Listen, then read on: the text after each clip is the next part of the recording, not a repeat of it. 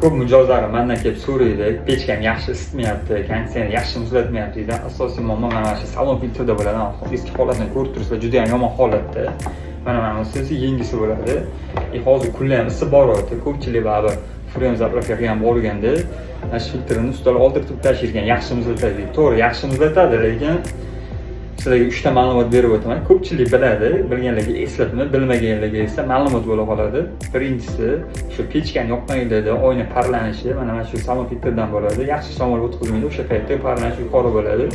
Ikkinchisi esa shu konditsionerni pechka yoqmaydi, har xil noxush hidlar kelishni boshlaydi. Mana shu salon filtr anchadan beri alishmaganligi uchun har xil hidlar chiqishni boshlaydi.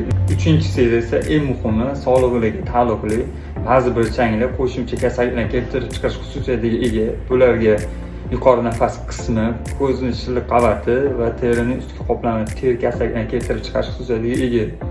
Iloji boricha shu narsalarga e'tibor beringlar, sog'lig'ingizga e'tibor beringlar. Shunaqa ma'lumotlarni o'tkazib olmaslik uchun bizning sahifamizga obuna bo'linglar va salon filtri almashtirmasdan ko'radigan do'stinglarga jo'natib qo'yinglar.